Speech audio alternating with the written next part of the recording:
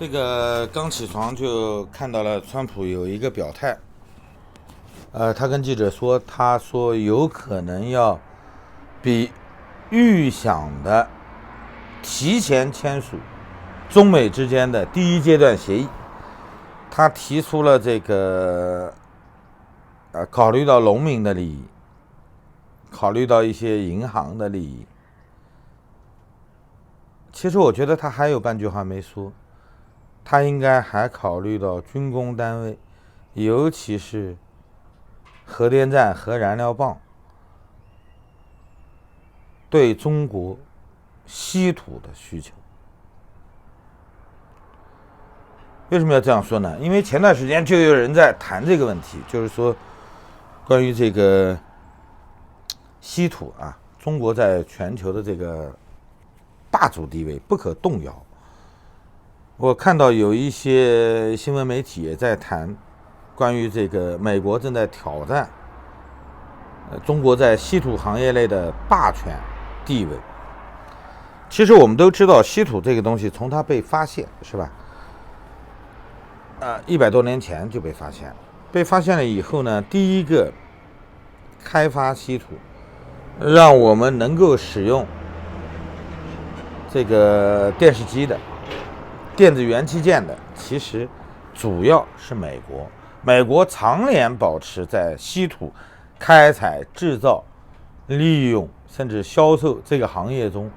可以说它是全产业链的一个霸主。那后来因为各式各样的原因，美国放弃了这个地位，它主动放弃了。为什么要说各式各样的原因呢？其实我们也知道有2个原因比较重要。第一个是美国的去工业化。工业化在西方任何一个国家，第一梯队的国家基本上都在搞去工业化。我们知道第一个工业国家是英国，是吧？他现在搞的是虚拟经济，他摆脱了制造业，他现在搞的是高新科技，以及依靠专利体系在全球挣钱。它的国土面积并不大，本土只有20多万平方公里。那为什么它始终遥遥领先呢？就是因为它也曾经有过雾霾，甚至首都因为雾霾也死过人，痛定思痛，人家觉得他应该玩高大上的东西，所以他在搞去工业化。美国也是一样，所有的稀土开采行业都是重污染行业，包括电子元器件的生产制造过程中，它对空气和水以及重金属对地下水的、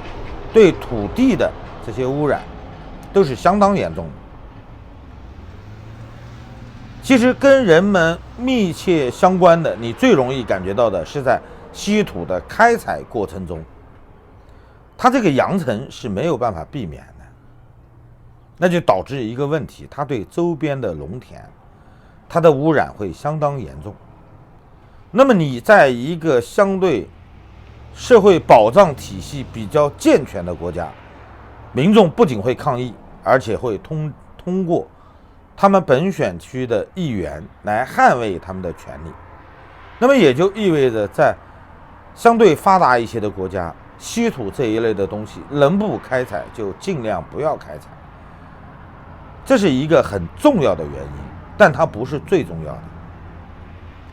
最重要的是，全球已经被发现的重稀土，尤其是重稀土，主要集中在中国。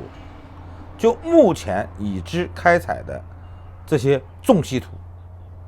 它主要集中在中国，而且还相对集中在江西。原来我们以为江西只有一个钨，对吧？钨这个东西从2战之前就很出名了。德国拼的这个轴心国的条约都没能中断，德国人完成对中华民国在军备上的这种承诺，因为他当年需要来自于中国的钨，来自于中国的铢中这一类的战略物资。德国人比较古板，他们对这个契约的遵守，确实给中国人上了一课。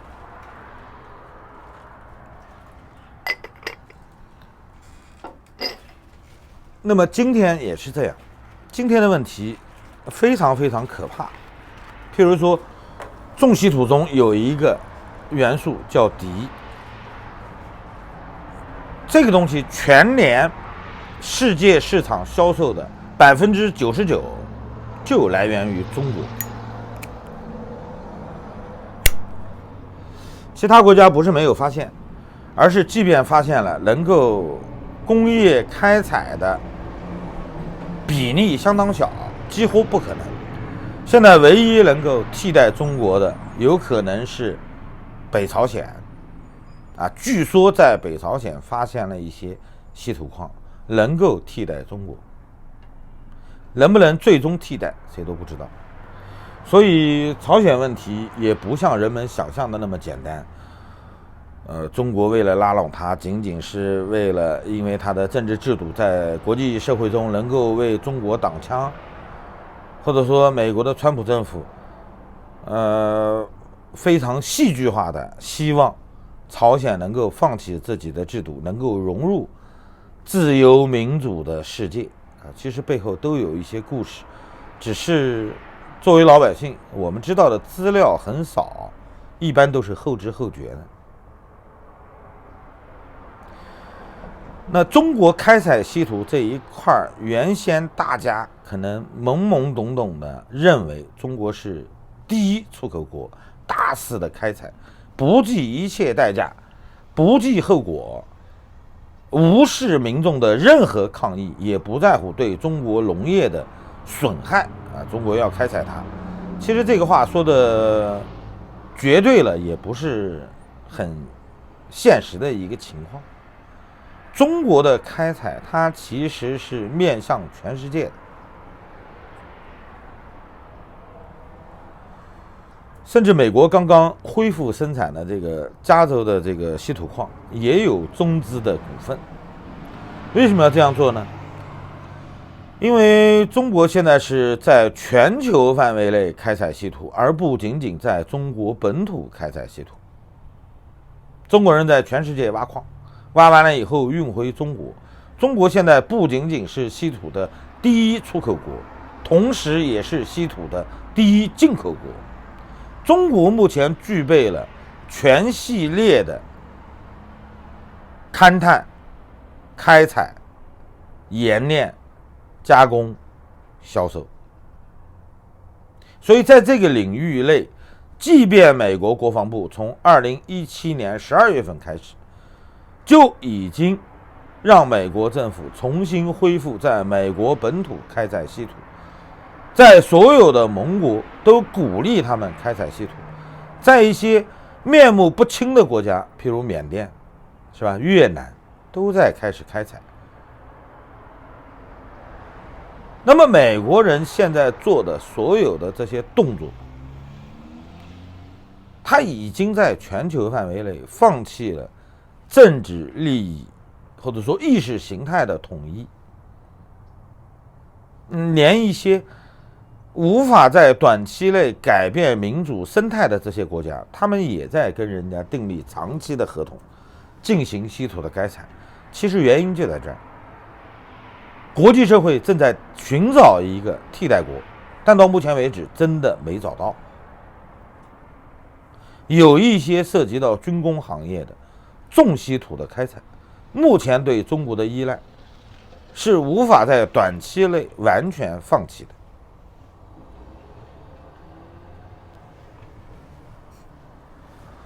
那么稀土开采加工这一块，这种短板导致了另外一个方向，就是二次利用。在这个方向上，日本和美国都是大国，因为他们非常需要从旧的废旧的这些电脑也好，或者以前使用过稀土元素的这些产品中，宁愿冒着高污染去重新试图回收它。我们知道，在废品回收中，大家认为重金属比较优先，是吧？我们在中国看到了很多电脑板的这种回收了以后，主要是回收它的重金属，甚至这一类的企业在中国南方环保相对要求比较高的地区都被赶出去。前面我说过，有一个被赶到内蒙的，在产粮区进行类似的操作也是一种无视污染的一种操作。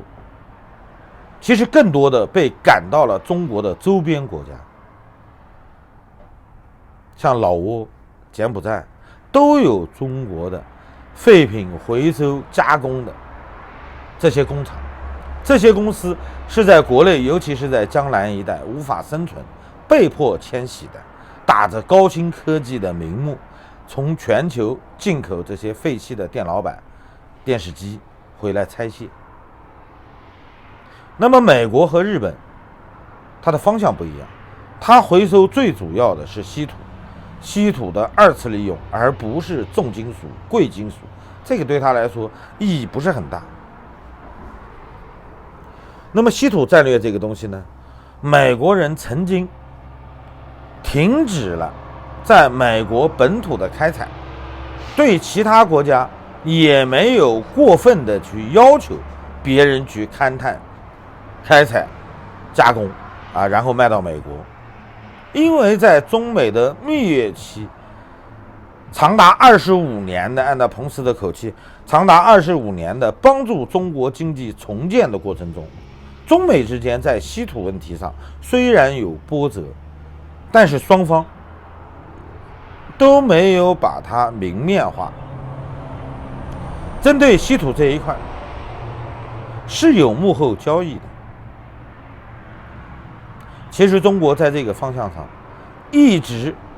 有着一些管控，这个管控从周恩来时期就有了。中共刚刚建政，在稀土管理这一块就已经形成了一个资源管控的委员会。那么中国稀土最大的竞争以及发展是在改革开放之后，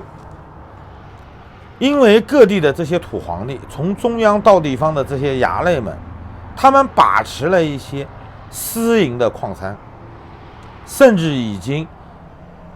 开始改制大型国有矿山了。在这种情况下，出现了一个同质化竞争，就是拼价格，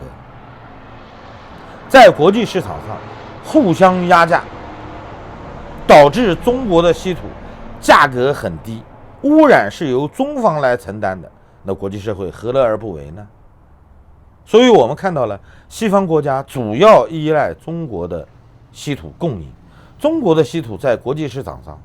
它的供应量占到80%左右。可以说现在在半导体行业中占领先的这些主要国家，他们进口的稀土主要来源就是中国。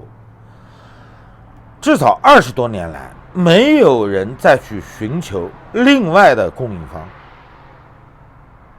只是贸易战之前，美国开始启动了自己的方案。那么2年来看起来，准备的时间还不够。所以我们今天看到川普的表态，他不仅仅是针对农业、针对银行业、针对华尔街的利益，是吧？针对他未来的选民，其实不是。还有一个他没说的，其实就是稀土。稀土不仅仅是我们认为的工业味精，其实涉及到国防的，涉及到先进的一些国防项目必备的这些重稀土，在找到真正的替代国之前，中美之间它总是有一些需要媾和的这种条件的。因为美国看不到中国有一个明确的替代方，在全国范围内替代中国共产党的领导，这个过程可能要很漫长。即便有一个巨变，那么美国最希望的是江西能够自成一国，是吧？哪怕完全用空运把稀土运回来都可以。如果看不到希望，中美之间达成第一阶段的交易是有可能的，不是完全不可能的。每一次所谓的慕尼黑协定背后都有大众不太容易知道的内幕。我们今天看到的一切，其实它背后的故事相当复杂，只是公开的资讯很少。我们经常被这些政治人物搞得云山雾罩的，东一榔头西一棒，是吧？一个人一个政策，那么总体看起来好像彭斯跟川普一个唱白脸，一个唱红脸一样。但是在国际社会中，其实国与国之间的交往就是这么实在。我们每一个人都希望中国能够发生一个集权崩溃的这种状态，但是现在看起来，整个国际社会它的准备还是需要一定的时间的。所以每次看到这些非常伤害中国人感情的事件，又容忍共军喘一口气的这种可能即将出现，虽然我们心里很不舒服，但是没有办法，这就是目前的国际关系的现实。好了，谢谢大家，再见。